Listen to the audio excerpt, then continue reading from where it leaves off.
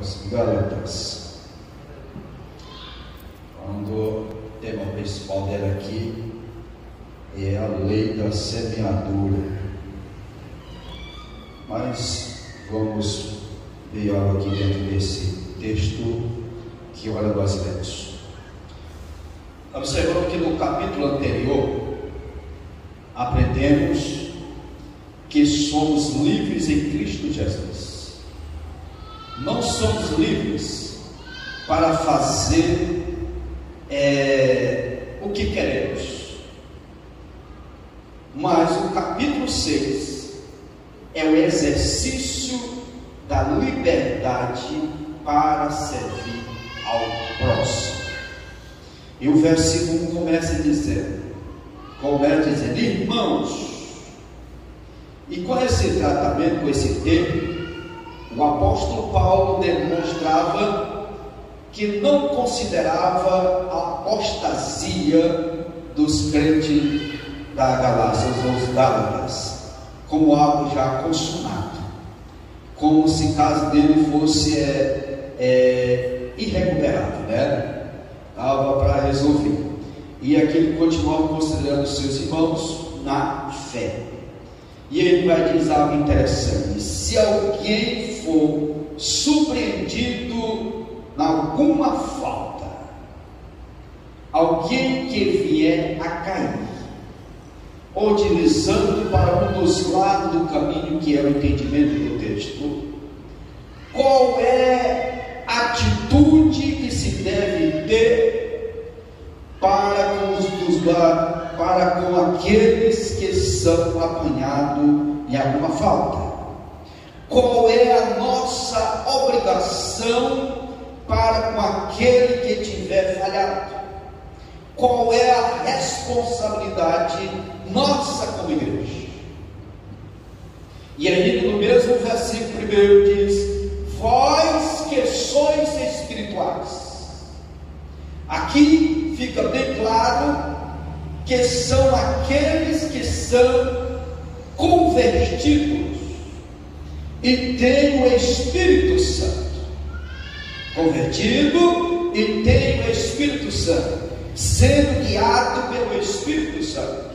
Vamos ver o que diz Carta aos Romanos, capítulo 8, e o versículo 9 diz assim: vós, porém, não está na carne, mas no Espírito, se é que o Espírito de Deus habita em vós. Mas se alguém não tem o Espírito de Cristo, esse tal não é dele. Versículo 14: porque todos que são guiados pelo Espírito de Deus, esses são filhos de Deus.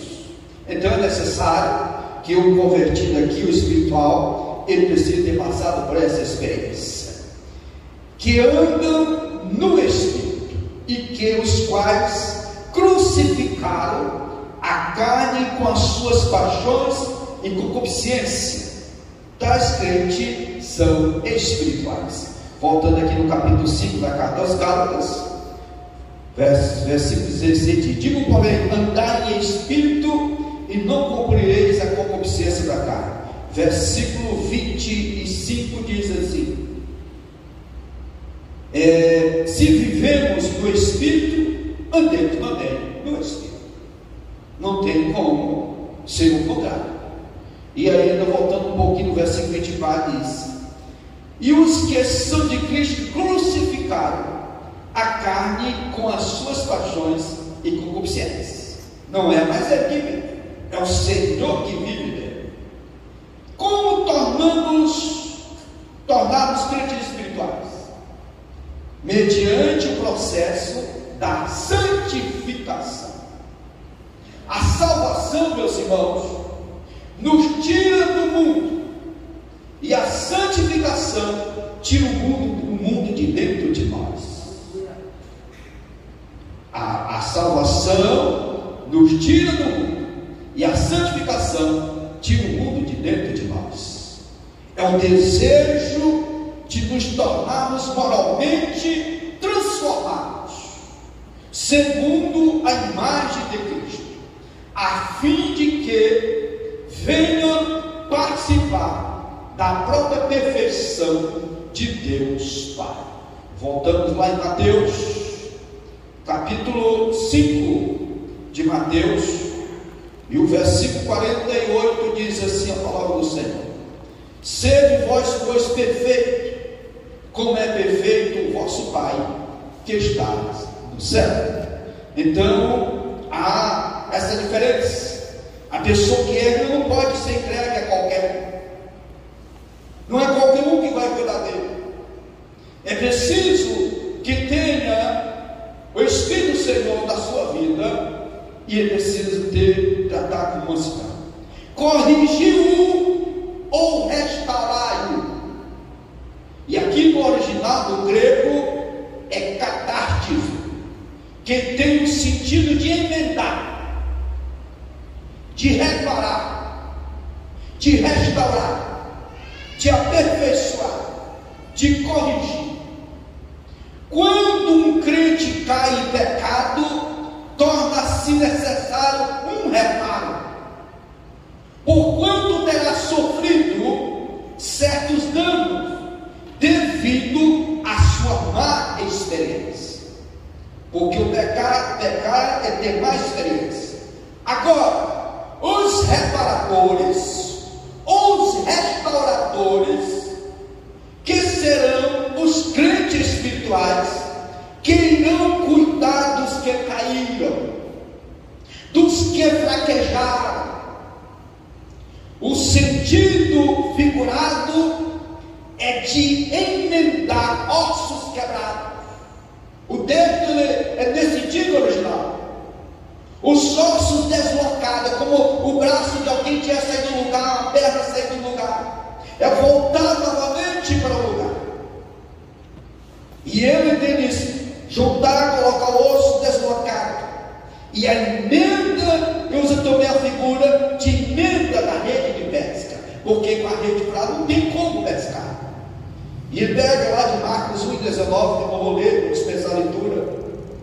E não nos dá o direito para tripudiarmos com a queda do outro. Porque tem alguém que tripudia quando alguém cai, quando alguém fraqueja, como se ele fosse blindado a não cair, ou não ter um deslize na sua vida. Olha o que diz a Bíblia, 1 Coríntios, capítulo 10, e o versículo 12. Diz assim: aquele, pois, que cuida está em pé, olhe para que não caia.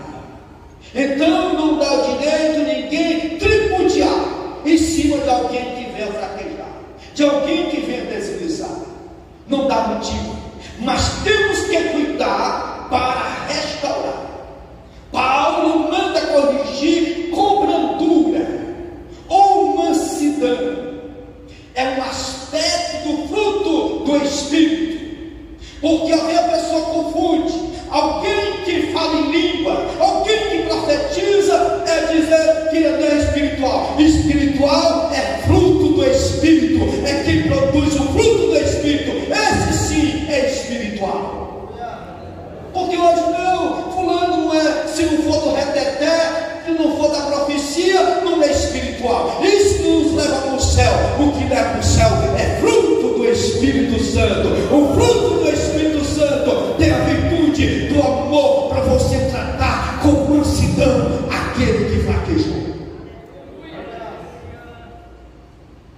Porque aquele que anda no Espírito também possui diversos aspectos do fruto do Espírito. Esses irmãos serão espirituais para se dedicarem a esse trabalho de quê, doutor? De restauração. É por isso que não é qualquer um que pode cuidar de alguém que fraquejou, porque senão ele mata, senão ele joga fora, senão ele tripudia em cima, ele pisa. Mas o que tem o fruto do Espírito, o amor fala mais alto, aleluia. E aí onde que precisa mais do cuidado da igreja do Senhor Jesus. Versículo 2: levai as cargas um dos outros. Esta recomendação tem a ver com a responsabilidade de cada crente de se preocupar com o seu irmão em Cristo e de ajudá-lo.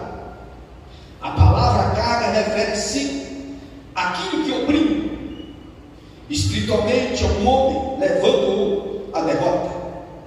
É muito difícil uma pessoa sozinha levar uma carga pesada. Terminará exausta e caindo. Levar as cargas dos outros é um dever cristão, e nisto Cristo é o nosso exemplo. Ele levou sobre si a carga esmagadora das nossas culpas. Vamos ver o que o apóstolo Pedro fala sobre isso. Pedro, 1 Pedro, capítulo 2, versículo 24 e 25. Levando ele mesmo em seu corpo os nossos pecados sobre o madeiro, para que, mortos para os pecados, pudéssemos viver para a justiça, e pelas suas feridas fomos sarados. Porque eles, como uma ovelha desgarrada, mas agora tende voltado ao pastor e o bispo da vossa alma. Então o Senhor, Ele nos deu o poder, o exemplo, para nós ajudar o nosso próximo, e aí cumpriremos a lei de Cristo, que é o amor. Mostra que nenhum, versículo 3, que nenhum de nós é perfeito. Diz isto é, todos nós temos falhas e devemos reconhecê-las como sendo nossas. Uma falta mais grave de alguém não é desculpa para cometermos faltas menores. Se fulano faz isso, por que eu não faço? Fulano errou, por que eu não posso errar? Não é essa ótica aqui que nós temos que basear. Nós não somos dever reconhecer. Eu só errei por causa de fulano. Se não fosse fulano, não tinha errado. Não terceiriza a culpa. A culpa errou é nossa, é de cada um de nós. Sou responsável por minha fraqueza e tentação. Não deverei culpar os outros por isso. Esta é a carga que cada um deve levar. E não se trata da carga do versículo 2. Aqui é a carga que cada um de nós tem que levar. Agora do 2 ajudando, mas aqui a responsabilidade é de cada um de nós, que está no versículo 5. Né? Mas voltando aqui no 4, diz: prove cada um a sua própria obra. Isto é, o crente não deve medir-se ou comparar-se com o que quer que seja. Deve medir a sua conduta pelo padrão bíblico. A nossa referencial é a Bíblia, e não fazer um comparativo da nossa vida com a vida de alguém. Que às vezes pai de família tem muito aquele negócio: ó, tu vê o exemplo de filho de fulano, o que não é igual a ele? Você não está ajudando seu filho, não. Você não pode medir e comparar com alguém. Você tem que mostrar o padrão da Bíblia, a palavra de Deus. O que a Bíblia nos diz que nós temos que ser feito. E não olhar para os erros de alguém ou virtude de alguém para ser comparado. Eu conheço filhos que são revoltados dos pais, porque os filhos dos outros eram melhor que o dele. Ele elogiava os filhos dos outros e esquecia de elogiar dele. Botava os filhos dos outros na altura e o dele lá embaixo. A autoestima arrastando o chão. Porque ele valorizava mais os outros pelo exemplo. E sempre que graça se eu tivesse um filho dele. Deus de Deus foi esse, não foi o outro. E nós temos que cuidar dele com amor. É nosso. E não podemos jogar fora. Vou jogar fora. Não terceirize. Eu falei isso aqui uma vez. Não terceirize criação ou responsabilidade da outra. É nossa. E quando tiver sobre os nossos cuidados. Quando não tiver os nossos cuidados, é só o conselho. Nós não podemos interferir. Simplesmente aconselhar. E aí diz: padrão é a palavra. Levará seu próprio fardo. O que eu falei? Fala do mestre aos Gálatas que estes não são somente responsáveis para ajudar os fracos, mas deve também manter a sua vida em pureza. Há uma tendência de cair no pecado se negligenciar a nossa própria responsabilidade e preocupar-nos sempre em corrigir os outros. Ou seja, eu esqueci minha vida, e preocupar com a vida dos outros. E ver os defeitos dos outros e não olhar para mim. Muito parecido com aquilo no dia de Jesus. Alguém vê os detalhezinhos pequenos e Jesus disse: olha, você vê um agueirozinho, se esquinou do olho, não vê a trave. E nós precisamos ver primeiro a nós, para depois ver o outro. E é exatamente o que Paulo está falando. E tem alguém que ele se escolhe alguém. Não adianta segurar na barra da causa, não vai seguir do céu. A responsabilidade de preparar é de cada um de nós. Pai não vai levar filho de filho, vai simplesmente orientar nós do caminho do céu, mas a subida ela é individual. É por isso que a responsabilidade de cada um levar essa carga exatamente na pureza de manter o seu padrão diante do céu. E o versículo 7 diz: não erreis. Aqui uma palavra assim enfática. Quando o apóstolo Paulo escreveu essa carta aos Gálatas, ele não estava criando nada novo, apenas anunciava uma lei extremamente conhecida na sociedade agrícola da época de então.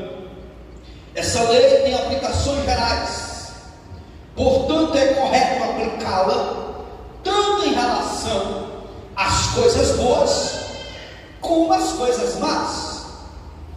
Paulo escreveu: aquele que faz injustiça receberá em troco a injustiça feita, e nisso não há acepção de pessoa. Vamos ver o que ele diz em Colossenses capítulo 3,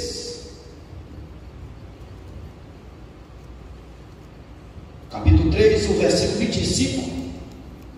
Mas quem fizer agravo receberá agravo que fizer, pois não há acepção de pessoa. Então, no mesmo texto, só capturando aqui o versículo. Salomão, ele afirmou: o que semear a injustiça cegará males. Vamos botar lá em Provérbios 22. Provérbios 22 e o versículo 8. Diz assim a palavra do Senhor, 22 e 8: o que semear a perversidade cegará males, e a vara da sua indignação falhará. Ele estava aqui admoestando que a colheita é inevitável. O profeta Isaías diz que, semeando-se injustiça, colhe-se paz, tranquilidade e segurança, segundo Isaías 32 e 17. O que o homem semear, isto também ceifará. Existe uma lei natural da semeadura e a colheita. Jesus falou sobre isso. Vamos ver o que diz lá em Mateus capítulo 7. De Mateus, capítulo 7 de Mateus, versículo 16 e 17 de Mateus diz assim: por seus frutos os conheceis. Eu pensei que era pelos dons. Não, é pelo fruto. Porventura, colhe-se uva dos espinheiros ou figo dos abrolhos? Assim toda árvore boa produz bons frutos, e toda árvore má produz frutos maus. Então não tem como inverter essa situação. Ela é o que plantarmos, nós iremos colher. Aqui fala de dois terrenos da semeadura. Primeiro terreno, o da carne, é o primeiro terreno. O sentido da carne aqui é a natureza humana decaída, com todas as suas paixões. O que nós estudamos é Gálatas 5, 19, 21. Não vou fazer leituras, não conhece. E aqui fala: os pensamentos e ações são semente que semeamos no terreno da nossa vida. Toda aquela obra da carne, todos os pensamentos maldosos, perversos, ações elas estão semeando no terreno da vida. Vem a colheita. Terreno da carne, nós vamos colher. E o terreno do Espírito? O mesmo princípio. Dos pensamentos atos a ser a semente. Se aplicar também, podemos aplicar aqui também. Quando buscamos ao Senhor, exercitando os nossos sentidos no Espírito, pensando e agindo sob a sua orientação, estamos semeando no Espírito. Com o resultado, nós produzimos virtude cristã. Não temos mais compromisso com o mundo.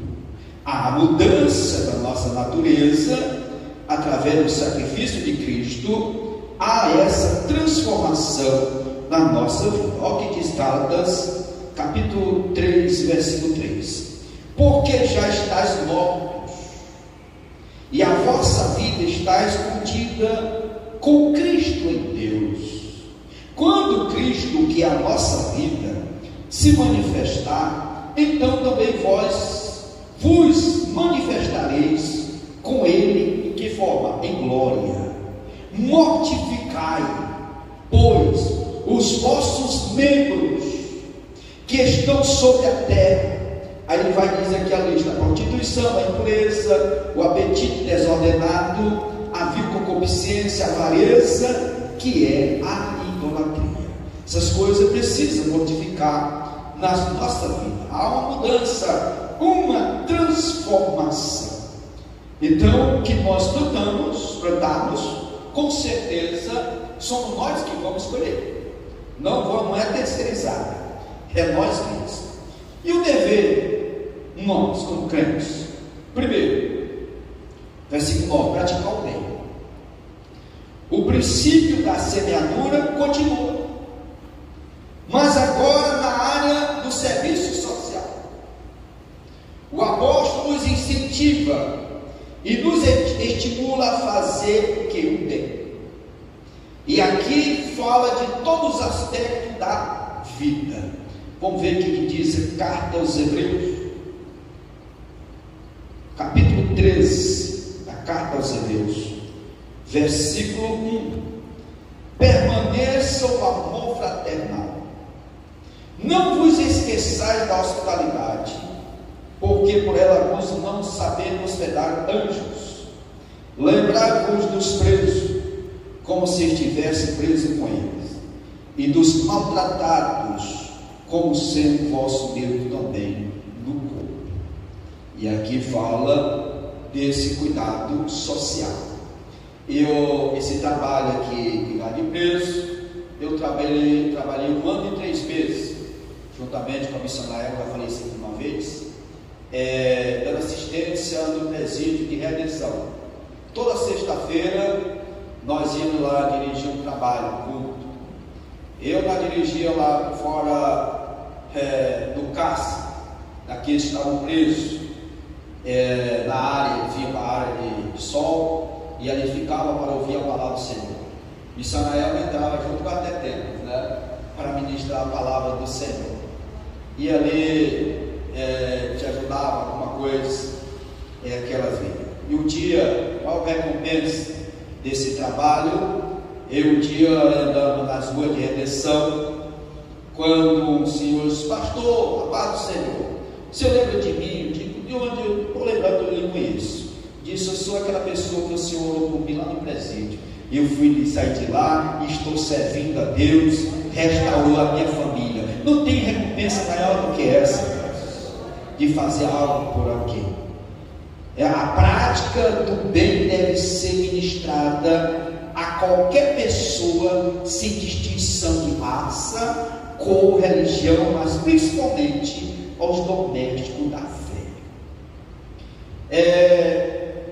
Tratamento, meus irmãos, ele tem que ser para com todos. Tratar bem. Isso não quer dizer que você vai ter afinidade. Afinidade é outra coisa, mas tratar bem, podemos tratar. Tem pessoas que ele só trata bem quem tem amizade, afinidade. Aí alguém diz: pastor, tem pessoas que a minha não gostam do senhor, mas eu trato bem. Não falo de não gostar de mim, que não vai do meu jeito, que eu vou tratar mal. Não, trato bem do mesmo jeito que os outros. Olha o que diz a Bíblia, Mateus 5, 46 e 47. Pois se amardes os que vos amam, que galardão tereis? Que recompensa você vai ter? Se você ama só aquele que você gosta, que você ama, não tem galardão nenhum.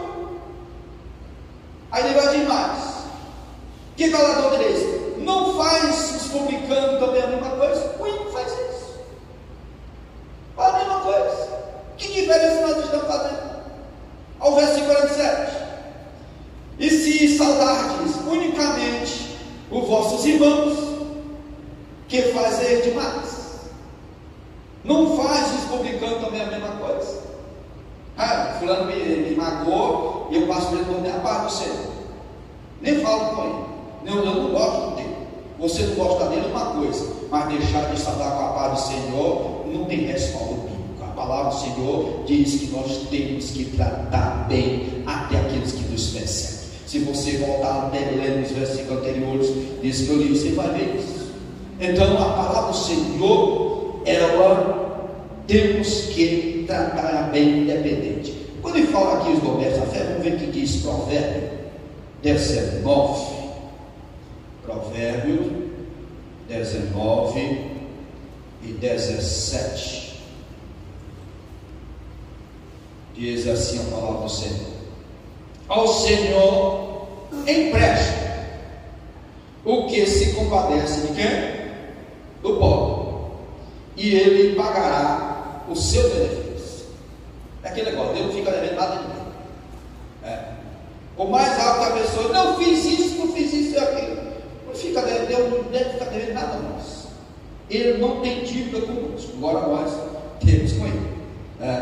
Olha o que diz aqui 2 Coríntios, capítulo 9, e o versículo 8 a 12. E Deus, o que ele é? Poderoso para tornar abundante em vós toda graça, a fim de que, tendo sempre em tudo toda a suficiência, superabundeis em toda boa obra, conforme está escrito: espalhou, deu aos pobres, a sua justiça permanece para sempre. Ora, aquele que dá semente ao que semeia, e pão para comer também, multiplicará a vossa sementeira e aumentará os frutos da vossa justiça, para que tudo enriqueçais para com toda beneficência, a qual faz que por nós se dê graças a Deus. Porque a administração deste serviço não só supre a necessidade dos santos, mas também redunda em muitas graças que se dão a Deus. E por que a nossa ação social é deficiente? Por que ela não é abundante? Exatamente porque a pessoa não coloca esse texto aqui em prática. Ele não tem a preocupação de ajudar o doméstico na fé. Às vezes ele está com uma posição bem privilegiada, mas ele esquece daquele que está precisando. E esse texto aqui deixa bem claro que Deus, Ele cuida, Ele não deixa faltar para aquele que semeia. Quando Ele diz que espalha, que Deus, por sua justiça, permanece para sempre. A ação social, às vezes tão negligenciada, às vezes tão enfadonha para alguém que fala: já está falando novamente na ação social. É compartilhar. Eu digo que amo, mas o amor quando se fala amor e caridade, alguém imagina isso, isso é a mesma coisa, mas a caridade é o amor na prática. É o amor na prática. E aqui fala exatamente desse cuidado com os domésticos na fé, aquele que comunga a mesma fé, que serve ao mesmo Deus, independente também de que seja irmão na fé, aquele que está precisando. Porque a lei do Senhor, ela é assim contraditória, como se fosse na contramão. Você já imaginou o que está lá em Atos 20, 35, quando diz que receber é melhor que dar? Como é que é lá? Dar é melhor que receber. Mas não é o contrário, não. Não é melhor receber do que dar. Mas no Senhor Jesus não. Ele diz que é melhor dar do que receber. Porque ele se encarrega de recompensar muito mais do que nós pensamos. É o que diz, depois você pode ler Efésios, capítulo 3, e versículo 20. Que o Senhor, ele é que? Poderoso para fazer muito mais abundantemente aquilo que nós pedimos ou pensamos. Ele vai além dos nossos pedidos diante dele e do que até que nós pensamos, pelo poder que nós operamos. O aspecto positivo da lei da semeadura, Salmo 126, versículo 6: quem sai andando e chorando enquanto semeia, o que acontece? Voltará com júbilo, com alegria, trazendo com seus feitos, seus olhos. Aqui vem claramente a ideia de alguém que plantou, mesmo em dificuldade. Se eu está tão pouquinho, mas eu abri mão e estou ajudando, estou semeando na ação social. E ele, com dificuldade, colheu aquilo que plantou, viu o fruto dos seus esforços. O que nós temos plantado? Nós temos plantado fidelidade, temos sido fiel ao Senhor.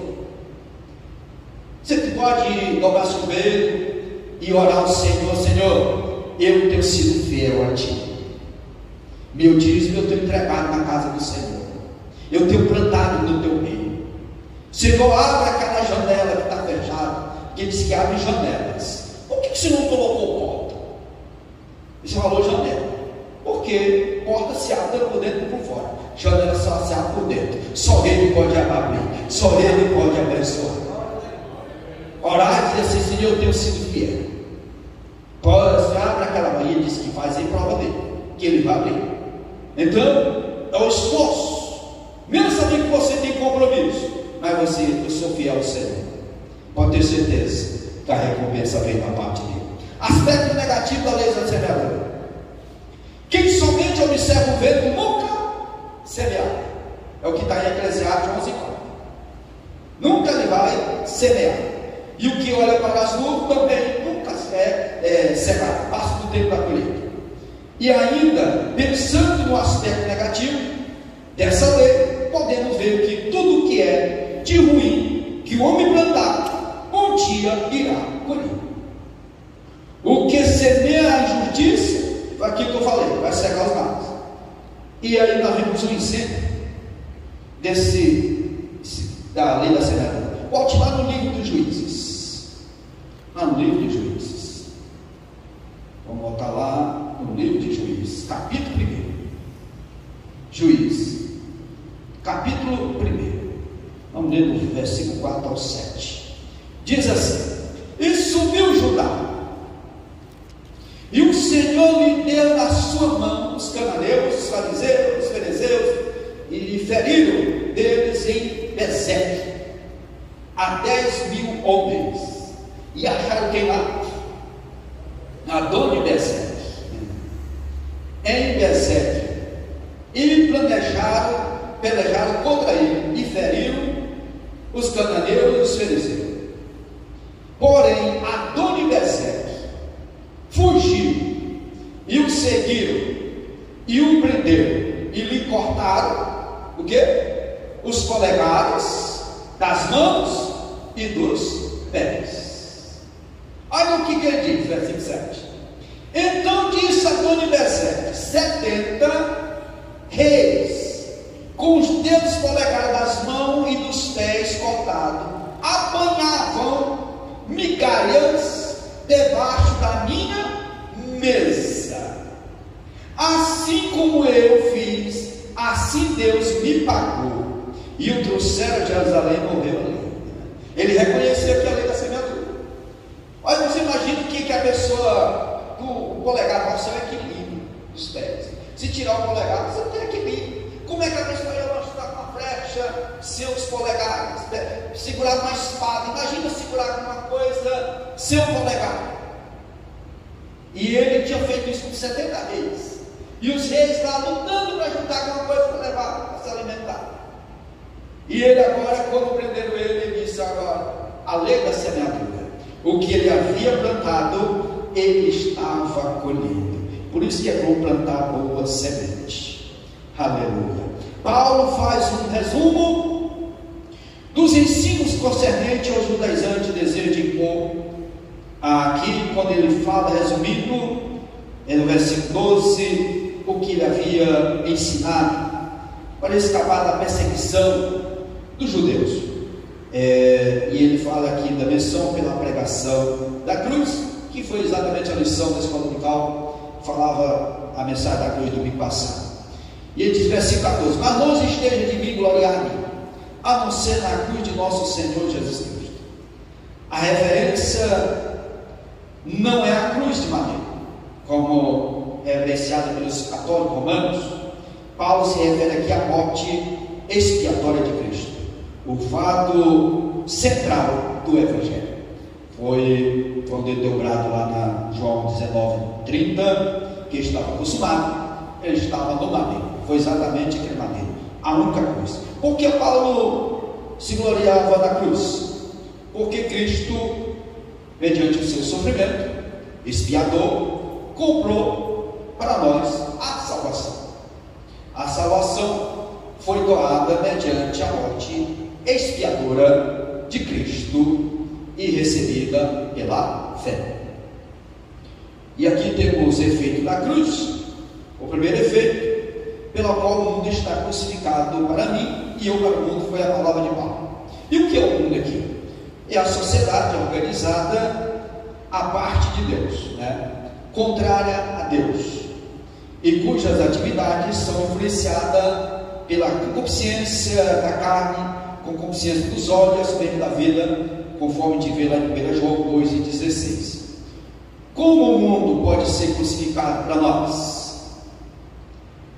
Não no sentido em que o mundo é inútil, e nem que o lugar para ser abandonado, conforme pensava alguns monges, que se retiravam para lugar deserto, para estar afastando do mundo, nem no sentido de nós tornarmos amargos em nossas atitudes para com ele.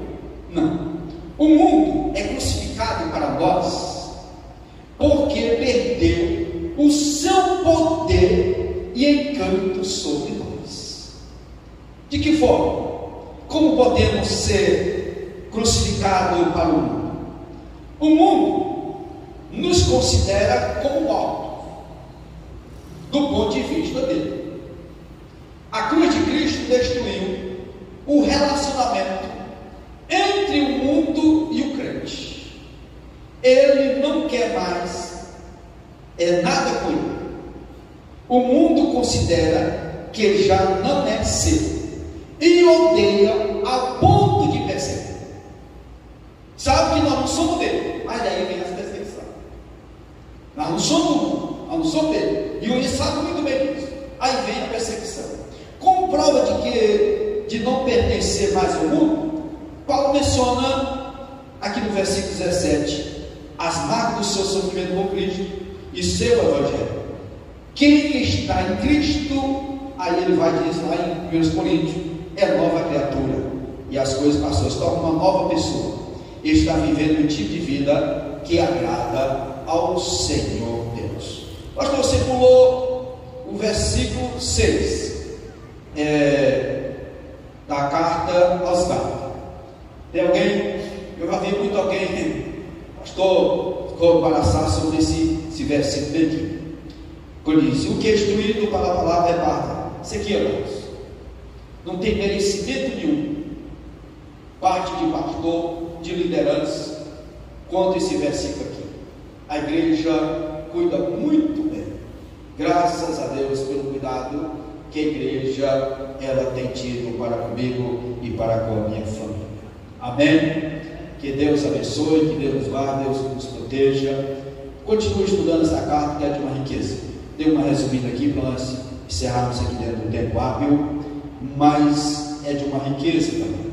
E nós precisamos ter um cuidado que excelente nós estamos plantando para que nós tenhamos uma excelente colheita. Amém?